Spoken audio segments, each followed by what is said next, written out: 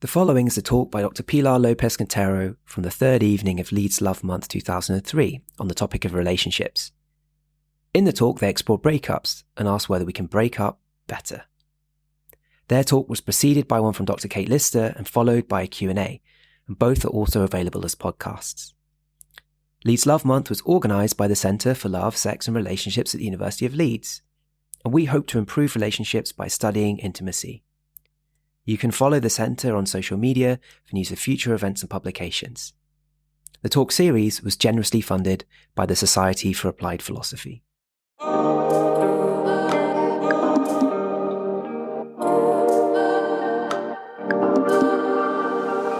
On that line, today I'm actually going to change from the history of monogamy to love stories. I'm going to be talking about heartbreak. I am a philosopher of love. I write about a lot of things to do with love, but I particularly like the notion of recovering from heartbreak.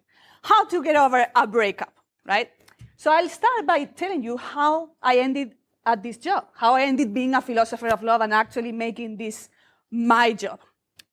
Well, so let's go back to 2013. I was in the last year of my 20s, and I was completely heartbroken. 3 years before, I had met a really cute, tall, romantic, Scottish-Italian guy. He was super romantic. I fell in love with him. He fell in love with me, which was very surprising because I had been completely unlucky in love. I thought it was a complete failure until then. And then we had a super romantic. He told me how he was cooking Italian food. He was composing songs for me. We left our jobs as tour guides. We went to New Zealand to backpack through there. And then he fell out of me while we were there. And also, I hate nature, so this was horrible for me. So also, he was falling out of love. We were breaking up for 3 months. We dragged the breakup. We came back home. I moved to another city, and we ended back in the same city just when he had started going out with the person that used to be our common best friend. So this was a rubbish time. And how did I get out of this? Well, if this sounded melodramatic, this part even sounds even a bit less credible, which is that Amazon.co.uk helped me out of it. I got an ad for a philosophy book, and I bought the philosophy book. I had hated philosophy all my life. I remember specifically I said in college that this was I can say this, mental wanks, okay? We were simultaneously. So I said, philosophy is mental wankery. I hate it. But then at this point, I was, as I said, completely heartbroken. I started reading philosophy, and I was like, oh my God, I'm not an overthinker. I'm a philosopher. I can use this to find out how to get over breakup. So I did a whole-ass PhD in philosophy on this. And now today I'm going to tell you how to get over a breakup so you don't have to pay for the mental health bills that comes with doing a whole PhD. If you are doing one, you know it.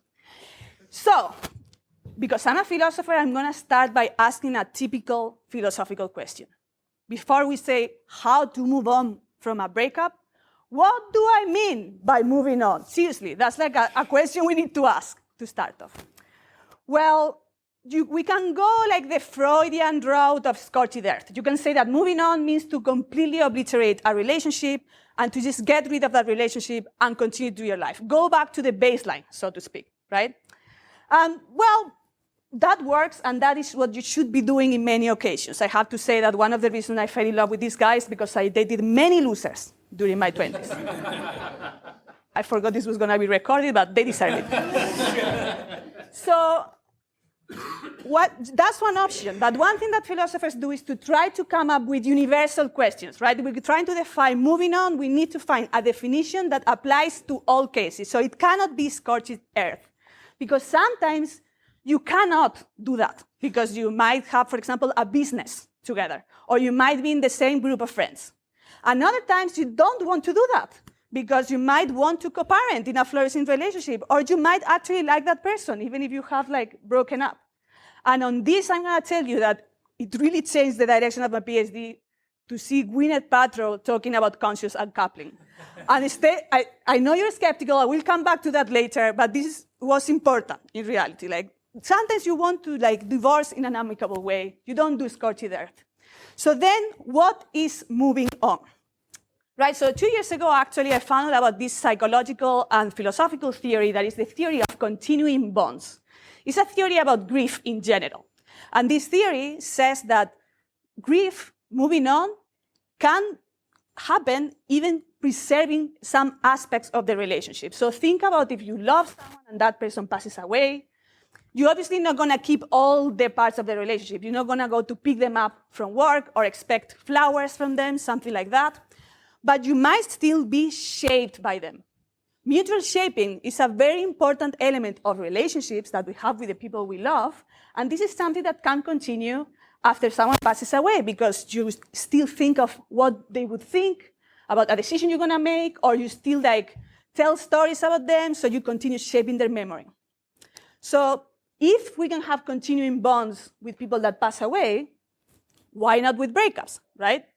The relationship can continue after a breakup. So if moving on is not to sever the relationship, to cut the relationship, then it has to be to change an element of the relationship. Okay, we have this first element of how to move on with breakups.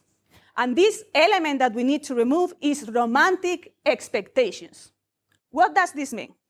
Well, every relationship is a social practice, really. It's things that we do as part of being in a society. And we have many social practices like getting a career, or, I don't know, like doing a PhD, for example, as well, or motherhood. Those are all social practices that philosophy Hilde Lindemann calls master narratives, because every social practice comes with a social script, so to speak. For example, when you get pregnant in a Western society, the stereotypical Western narrative, master narrative, is that you are a cis woman who just got pregnant to have a family, and then you tell your friends a specific time. You just don't find out that your sister is pregnant. Like one day she just tells you, she tells you that she went to Asta, right? There is a thing, like you make a thing out of it. You maybe do like a baby shower, etc. All social practices have certain expectations tied to them, and those expectations conform a master narrative. So there is a master narrative of love that says that you should fall in love and then be happy with that person, and that when you break up with someone, that is a failure. Remember, I told you that's how I felt in 2013. But also, within the relationship, you're going to have expectations of what should come next. You have expectations from your partner to help you out, but different expectations will look different in different relationships. For example, I now have like a really lovely boyfriend. He doesn't cook, and he's not tall, but I love him so much, okay? He's a short king. Okay, so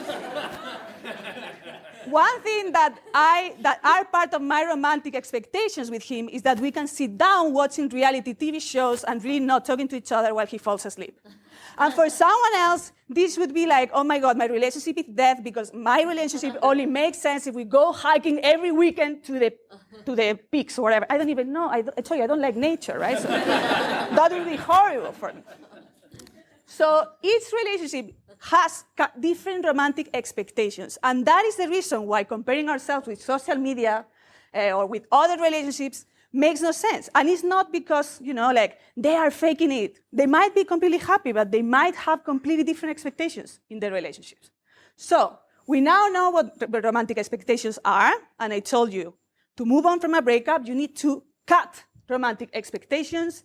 And then I am ready to tell you, how do you do that? No, I'm not.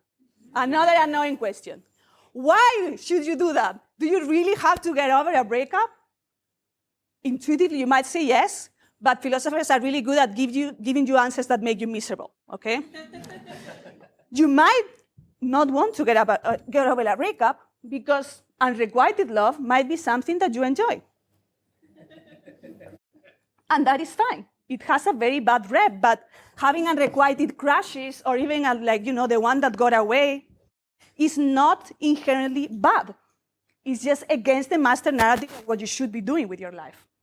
And more importantly, even if you don't learn anything from unrequited love, negative emotions are very important.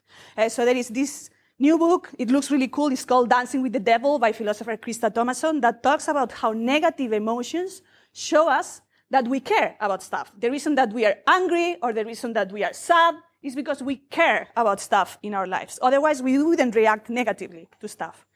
So you could say, why will you get over it? Just go through the negative emotions. And that is, I think, a valid answer. But there will still be times when you really have to get over the breakup. And these are times when your abilities to think about yourself are completely disrupted. Think about when someone breaks up with you, some people say you are stuck in the past. But the problem is not only that you're stuck in the past, is that suddenly your future has disappeared. So we do this thing called narrative thinking. Philosopher Peter Gold defined narrative thinking about the past and about the future, when we are constantly kind of making connections between events and thinking about our past and thinking about our future with reference to the present. Philosopher Maya Shetman calls this mental time travel, and she says that we are doing it all the time when we are in a relationship. This live in the present, YOLO stuff, I'm going to be honest with you, I don't think you can do that, because everything that you're doing now is in reference to something that is in the past or in the future. So the problem is when a breakup completely disrupts your ability to think about the future, because you're stuck in what didn't happen. So that's what you need to do. You need to solve this. Can philosophy tell you how to? Yes, there is a couple of solutions that they can give you, which I'm about to ruin. So one solution is to just educate yourself out of the emotions. Philosopher Anka Hoss says that when you are in unrequited love and you are just kind of really suffering because the other person doesn't love you back, you should just stop having expectations of having that love reciprocated. But remember, I told you that moving on is to remove the expectations, so that's not going to help you. That's just telling you, oh, are you sad? Don't be sad. That doesn't work. So we need something else. So we can go to the philosophical theories of self-compassion. Philosophers Felicia Huppert and Simon Keller say that self-compassion is looking at yourself from an external perspective. When you are suffering, if you just look at yourself as a sufferer, if you are victimizing yourself, you are failing to see yourself as a friend. So what you should be doing is to look at yourself as someone else would, and stop seeing yourself only as a sufferer. Again, are you sad? Don't be sad. Impossible. Okay? So these two solutions don't work. And why don't they work? Because, I lie to you, it is impossible that philosophy is going to tell you how to get over a breakup. During the breakup, okay? When you are going through the breakup, it is really hard to educate yourself on it. Sometimes you just have to narrate it until you become it. Sometimes you just have to convince yourself of different features that might be there until you believe it. So this, you don't need a PhD in philosophy. You could read this in the Cosmopolitan of the 90s, right? But what you could do is to school yourself before you go through a breakup. Remember I told about master narratives? This philosopher, Hilde Lindemann, also has come up with this notion of counter stories. There are countless master narratives, and there are master narratives, for example, like misogynistic master narratives about how women should behave, that can be fought with counter stories. And this is something that you can do about love as well. Engage with counter stories that show you different ways of living romantic relationships, where the end of love is not a failure, when the end of love is just a phase of it, and it doesn't have to do away with the relationship. And here's where Gwyneth Paltrow comes really handy, right? Yes, she's the whitest person that ever was. The delivery was terrible, right? Like, you want to hate them. But it was really good that she put out there for society, that you could have divorces that didn't have to be acrimonious and that you could become friends. And then there are also many movies that you can engage with. For example, like La La Land is one of my favorites that does that, or 500 Days of Summer. As you see, I'm not like really high. I'm not going to be talking about like super high cinema or something like that. But there are many counter stories that you can engage with before the fact. So how can you get over from a breakup? If you're going through a breakup now, I'm sorry, I cannot help you. And if you're not, get ready in case it happens. That's it.